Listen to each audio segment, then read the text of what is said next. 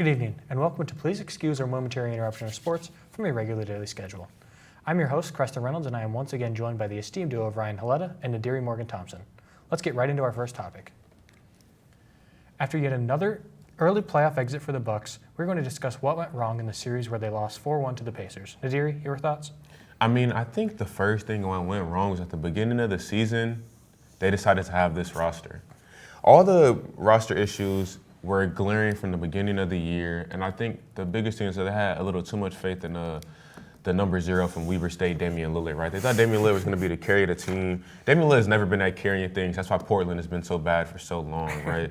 The Bucks defense was terrible because Brook Lopez is slow and we're old, and Damian Lillard doesn't play any defense. So at any given moment, we really only have one good defender on the court, and Giannis, and everybody else is kind of just out there running, trying to help. They don't really help that much. When Dame went down with his injury, or even when Dame was playing, his only help offensively was Gary Trent Jr. And when your defense is bad and your second best player is Gary Trent Jr., that's kind of like you're gonna fail, and that's why the Bucks fell flat on their face and got gentlemen swept. You know what I mean? I'd also say Doc Rivers playing inconsistent lineups didn't help too. This is true. Especially when they got KPJ and they didn't play on nearly as much as a lot of people thought that they should.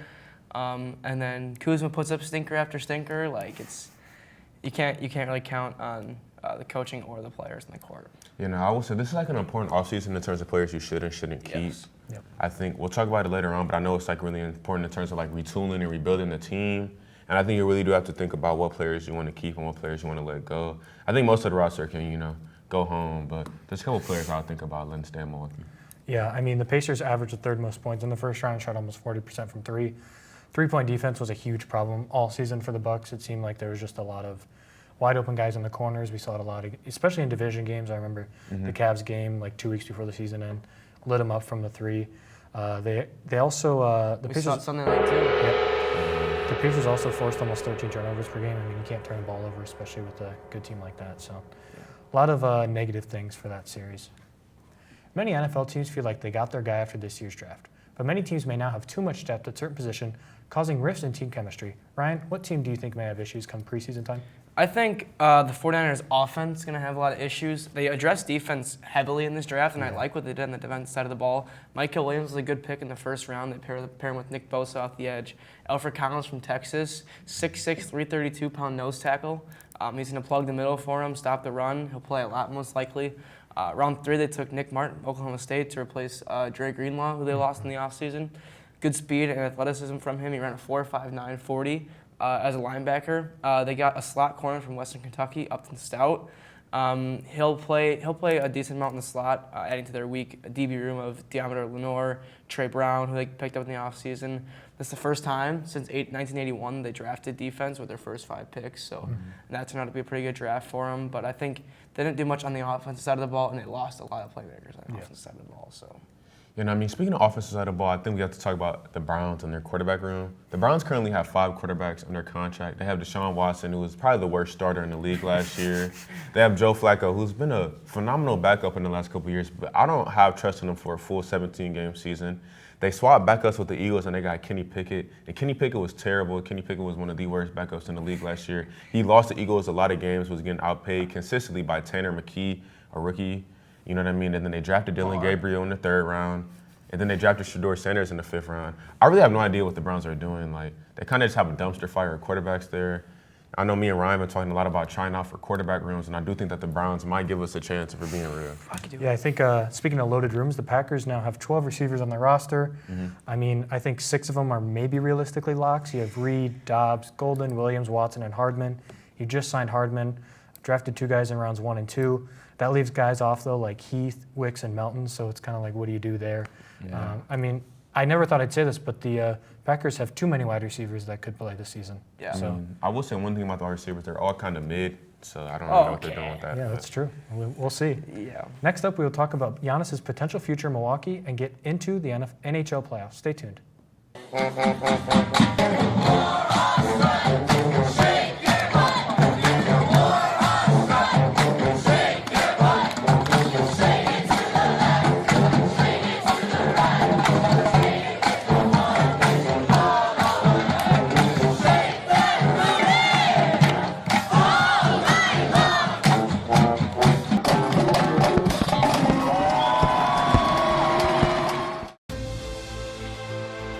passion's love.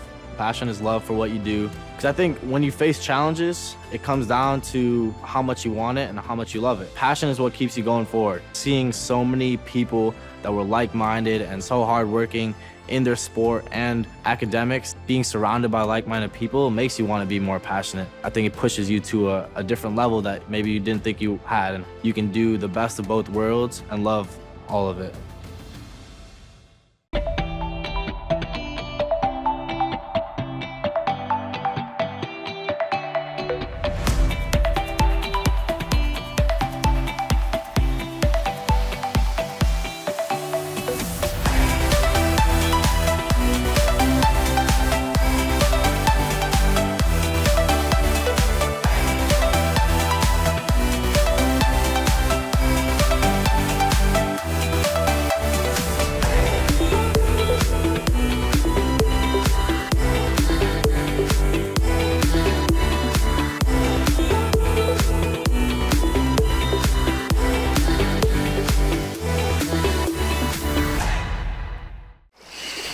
It's always been there, his love of the outdoors. Some days, you wonder if it might be his calling. Truth is, you know that the things he's passionate about today will build the foundation of what he does tomorrow, and possibly inspire a new journey. All he needs now is a way to make it happen. We are the universities of Wisconsin. 13 universities, unlimited opportunity. Matt checking in to see how Sam is doing on his project, and it's getting close to exporting now, the final step in the process. And it is complete, and Sam is hyped. Finally gets complete and spikes the ball into the end zone. Sam's celebrating with his colleagues, and they throw a flag on the play. The ref's gonna call excessive celebration. Sam is in disbelief and can't believe it. He tries to dispute the call, but the ref is not having any of it.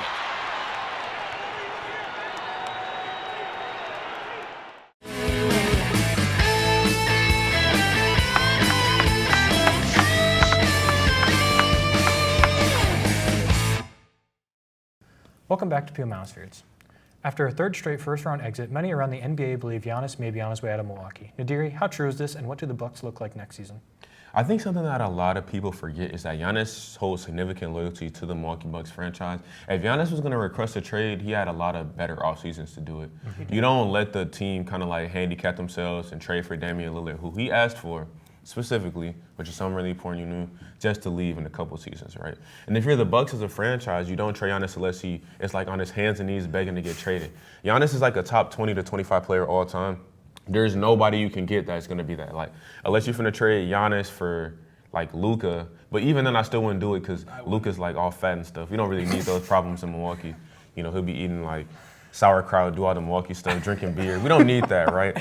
You got to think about it like this, right? The best thing that the Bucks can do is retool around Giannis. Giannis is a phenomenal player, and as he's aging, his game is slowly evolving as well. We've seen flashes of him being a phenomenal playmaker. He has a mid-range. He has all these added things to his game. If you can convince him to buy into your future and give him a couple years off where you try to get younger, you fire your coach, you try to get a Mike Malone, a Taylor Jenkins, somebody he's more familiar with and know he's a good coach, while building around and making a new core around him and that's younger and that can go farther, I think that he'll be able to buy into that. So you want to pay 4 head coaches at one time? I mean, it's Doc Rivers. I agree with you. They should fire Doc. I don't want to pay Griffin. 4 I'm coaches. going to pay the 4th coach, bro. I'll pay Okay, 4th, okay. 5th, 7th, 6th, 7th, 8th, 9th, 10th, whoever going to work. One thing I gotta say about Giannis though is like he's been playing for 12 years. How much more time does he have? He's only 30, right? You can give him another extension. That's fine. I like what you said about retooling. But the championship window's closed, right? Yep. You got to retool. You got to do something. You got to get picks. Got to get draft capital. Got to get young stars in there. Re-sign KBJ. He was pretty good for you. Him and Giannis fleshed well. I think you need to retool. But Giannis, I don't know how much longer he's going to play for. That's my only concern. And there's nothing that you can get back and be like, oh, we'll be competitive again one day. Right. There's nothing. Giannis is Giannis. Yes. Plain and simple. 8 series in the NHL playoffs have been completed, so we're going to go through the second round and make our picks for who makes the Final Four of the NHL playoffs. Ryan, your thoughts on the playoffs so far? Yeah, I mean, we saw a really good first round, especially Sunday night when that one didn't seem to want to end at all. I was staying up, and I got NBA on one screen, I got NHL on the other one, and I'm just like, can this game end already? Toronto, Florida, that one's going to be pretty good. I like Washington, Carolina, Vegas, Edmonton, and then Dallas versus the Jets. I like Florida to beat Toronto. Their offense has been crazy. I like them to move on. Washington, I have moving on. I think Ovi's going to get closer and closer to that second ring. Yep. I like Edmonton. Their offense has been insane. McDavid, Evan Booker have led the way. Calvin Pickard has been a wall in goal. I like Dallas to move on. I don't think the Jets are good enough. Yeah. Rantanen and Hintz have been the stars for the Stars there. And Ottinger's been okay. 20 goals allowed so far in the postseason, but I think he'll settle back in there. Their defense has to help him more, but Hellebuck in goal, he's been way too inconsistent for me. You know what I mean? For me personally, I was going into I was a big Lightning fan, and then they failed me in the first round of the playoffs, so I'm kind of soul searching, trying to find a new team. But some of my candidates, right, the Stars, Yeah. they're playing the Winnipeg Jets. They did lose the season series 3-1, and they don't look the greatest. However, anything's possible, right? And if they play how they did in the last round, I think they'll be able to do it.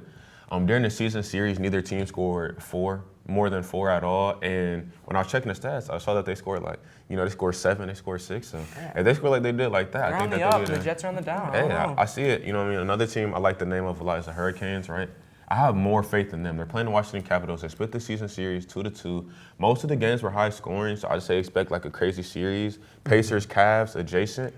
And I just hope that I don't jinx another team because I don't want to keep jumping team hopping. I You don't have a like track that. record of that. Yeah, maybe we should have skipped your picks because now whichever team you just picked, they might lose now. But yeah, I think Ovi gets closer to the ring, like you said. I actually have Toronto. I think they're the 1 seed for a reason. Okay. And then I have the Stars just based on how the Jets played. And then the Oilers, as you said, their offense is unstoppable. So coming up after the break, we will discuss the NBA Western Conference players along with looking back at some bad sports contracts. Stay tuned. Have you heard of UROC? We're part of Whitewater and our own thing. Come on, we'll show you. I learned how to be a college student here, and now I'm headed off to Madison to study global health, and I know I'm ready. People like me who aren't a fan of big crowds would really like UROC because it's welcoming and it's laid back. My advisor helped me figure out my schedule, organize my time, fill out my FAFSA, and figure out what classes I liked and how to turn that into a major. And if I had to do it again, I would choose UROC. You ready to rock? You belong here. Wisconsin Intercollegiate Athletic Conference. We're here to compete, to inspire, to grow, and to make history. We are rooted in tradition. For over a century, we have contended as the premier conference within Division III. I shot the ball!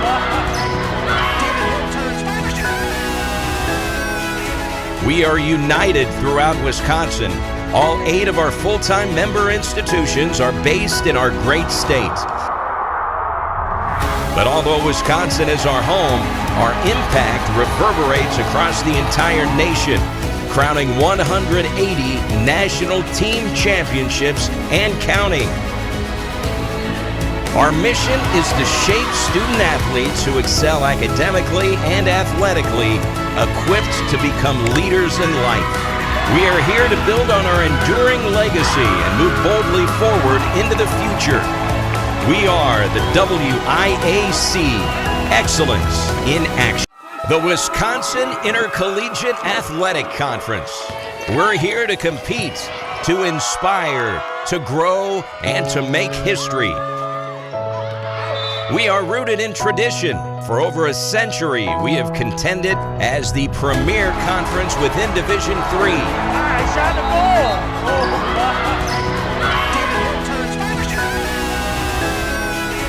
We are united throughout Wisconsin. All 8 of our full-time member institutions are based in our great state. But although Wisconsin is our home, our impact reverberates across the entire nation, crowning 180 national team championships and counting. Our mission is to shape student athletes who excel academically and athletically, equipped to become leaders in life. We are here to build on our enduring legacy and move boldly forward into the future. We are the WIAC, Excellence in Action. She's always had it. Pure ambition. An unbridled self-confidence that most people only dream of. You see it driving her, empowering her, and in time, you see it fueling her future. perhaps even helping her blaze a new trail. All she needs now is a way to make it happen. We are the Universities of Wisconsin. 13 universities. Unlimited opportunity. Proportion to me is the lived experience of our Division III student athletes. They balance life from an academic perspective and the rigors of competing at a high level, bonding with teammates and building lifelong friendships. But they also are involved in their communities. They work jobs and internships and volunteer. They've learned to be resilient. Diverse experiences are setting them up for the future. Sports fans, we cheer on our favorite teams at fields, gyms, arenas, and stadiums. But have you ever wondered what it's like to be a referee?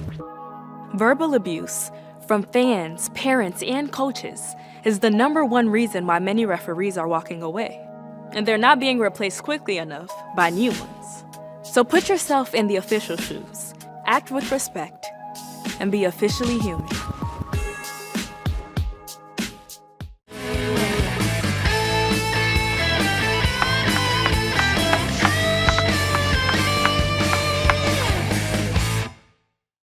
Welcome back to the show.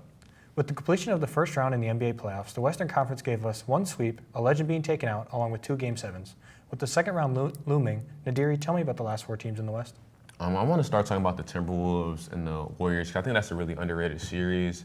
And I think kind of what both teams capitalized in the last series is going to carry over to this series, right? I think on the Timberwolves, I think their offense is going to struggle against the Warriors defense, if we're being real, right? Anthony Edwards, he's good. He's not the most efficient scorer. In the closeout Game 5, he did not shoot the ball very well. He kind of got carried by Rudy Gobert. Shout out Rudy. But that wasn't apparent, right? And we think about it, right? We know that their role players are going to show. We know Jaden McDaniels, he's going to be good. Nas Reed is going to cook the Warriors. We don't have any backup bigs. Dante DiVincenzo. However, you got to think about Julius Randle, right? Julius Randle is always bad in the playoffs. He was good last round. He's probably going to be bad again. Let's just be real. Yeah. He's probably going to be getting guarded by Draymond Green because I don't know if we can cut Draymond on Rudy. Draymond's going to stop. They might start fighting people. We don't need that. And I think that's him and Nas Reed on the same court? I know it's going to be crazy, so we got to think about it like that, right? On the Warriors side, the Warriors offense is also going to struggle against the Timberwolves defense, but the Warriors have Steph Curry. And that's shown to be yesterday a lot, though. Hey, he had the second most rebounds in the entire game. I know. Double-double Steph with Curry rebounds. was not really hitting shots, but I will say this, right? One of the reasons why Steph Curry was not the best last night was because of the way that the Rockets guarded him. And simply speaking, the Timberwolves can't guard him like that. Mike Conley is not going to chase around Steph Curry all game. Anthony Edwards, if he chases around Steph Curry all game, he's not going to do anything on the offensive end. His legs won't be there, right? So Steph Curry's going to have a much better series along with Jimmy Butler. And honestly, I think I got to go Warriors in 7 here. I would say Warriors in 7 as well. For the Thunder Nuggets, I like the Thunder in 6. I think they're young. They have a lot more energy, I think. I think the Nuggets are going to get burnt out really fast. I agree. Jokic he's going to want to go back to Serbia to his horses. Jamal Murray is just going to. I agree. The Thunder haven't played a game in 9 days, and the Nuggets just played a 7-game series, so that burnout's definitely going to come. With our final topic of the semester, we're going to have a little fun and look back at some of the worst contracts in the NBA, NFL, and MLB history. Ryan, who wishes they got a refund in MLB history? Well, the Angels are on here twice, and they have a lot of bad contracts in their history. The obvious, Anthony Rendon signed a 7-year, $245 million contract in 2019 after they won the World Series with the Nationals. He doesn't want to play baseball anymore. That's all I'm going to say about that. And then you have Josh Hamilton. He signed a contract with the Angels in 2013, 5 years, $125 million. Ended up only playing 2 years for the Halos. Played 240 games in those 2 years, so he was hurt, off-field issues throughout his career. Was traded back to the Rangers when he retired, but his on-field production wasn't abysmal for the Angels, but his numbers were not what he was putting up in years prior. And the worst one is Chris Davis for the Orioles. 7 years, $161 million. When he was 29, coming off his best season, most productive hitter on the Orioles for 3 straight years. Signed the contract, immediate, just immediate. 216 strikeouts in 2016. 2017, he hit 215, and in 2018, he hit 168 with a slugging percentage under 300, which is one of the worst in MLB history. In 2019, he went 0 for 54 to start the year. So it means he didn't record a hit in 54 straight at-bats, which is MLB record. So And then 2020 finished his career with a 115 batting average, and then got injured and retired. So. Yeah, no, that is pretty frustrating. You know, on the NBA sphere, I think one of the worst contracts in NBA history is Bradley Beal. 5 years, $251 million. And his contract is not bad because of production, right? He's giving you 19, 4, and 5, and that's like not the best. But he makes $50 million a year and he has a no trade clause. You know, the Wizards are thanking God that they were able to trade him to the Suns. I think another bad contract that the Wizards signed though was John Wall, 4 years, $171 million. He only played 113 games on that contract. And he ruptured his Achilles after slipping and falling at home after he signed the contract. I don't know what that's about. Another contract's about Chandler Parsons, 4 years, $96 million. He only played 100 games and he averaged 7, 2, and 3. Yeah, I don't know. Yeah, just for me quickly, I think obviously Deshaun Watson. But my big one was Kenny Galladay, 4 year, $72 million contract with the Giants, had 43 catches, 602 yards, and a single touchdown. He played 18 games, so he got about $1 million per game played. So got his bag, I guess. So when we come back, we'll present our final thoughts for this week's episode. Stay tuned. We'd love to show you what it's like to be a Warhawk. Come on!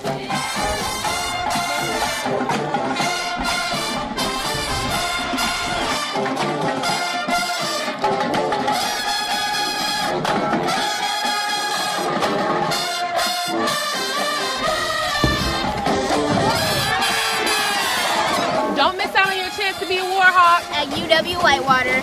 You belong here!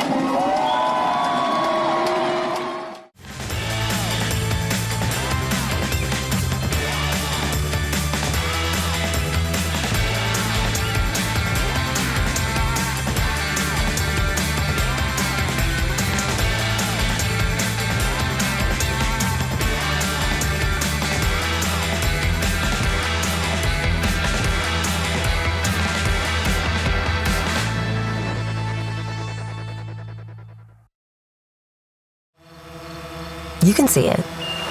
His potential, that is. You see it even when he may not. You see that the things that spark his interest today will in time ignite the things he pursues tomorrow. And ultimately, help him reach new heights. All he needs now is a way to make it happen. We are the Universities of Wisconsin. 13 universities, unlimited opportunity. Sports fans, we pack stadiums, arenas, and local gyms every day. And every sports fan is uniquely human. Seeing each play with your own eyes, triggering your own emotions. And as humans, we won't agree on every call, but we can act with empathy and consideration. So put yourself in the official shoes. Be more than a fan. Be officially human.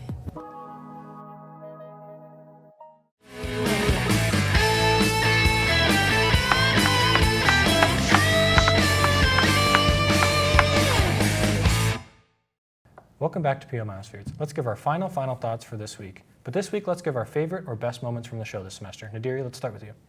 I think like the unanimous best part of the show is definitely me and Ryan and our just banter, our arguing, you know what I mean? Shout out Kristen, but like he ain't really here though. Yeah, you know, me and Ryan really not. We run the show here, you know. You know, that's what it is. He just prompts questions. We kind of talk about them. We fight about them. He sends them the Snapchat once in a while. Exactly. I mean, that's really just the best part of the show. I'm just here to moderate. You guys do all the work. It's just playful sports debate, you know. Makes it entertaining for all you. I feel like sometimes Ryan doesn't question me as much as he should. You know what I mean? It's because he knows, you know, I'm gonna win the argument. He doesn't want to get embarrassed on national television, but I think that's by far like the best part of the show. You know what I mean? It's always really enjoyable. Rather it's the Shador Sanders debates or. Well, yeah, okay, about that when I had my final thought last week, and I'm about to say something positive, you know, and he just immediately go down and just hammer me in the ground. You gotta, you know, rage bait him. There's other things that you do, but I think it just makes phenomenal television, bro. We be getting them the YouTube views up, you know, really turning it up. Yeah.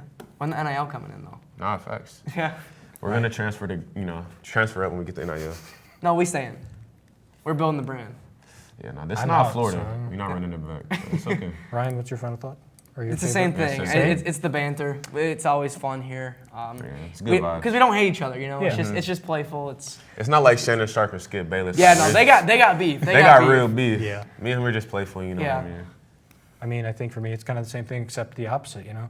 I just got to sit here and watch. I didn't really say much because, you know, I just let you guys beef it out, work it out. This guy's over here Marshawn Lynch. I'm just here so I don't get fined. Yeah, exactly. I just let you guys work it out over the 2 minutes of final thoughts, and then you guys just kind of went for it. So yeah, it was a good semester. You guys worked it out. I hope maybe. No off the field issues. Just always on the field. Yeah, you know what I mean. Me and him, we're gonna be next door neighbors next semester. We are. So I'll make sure to knock on his door, start some new banter.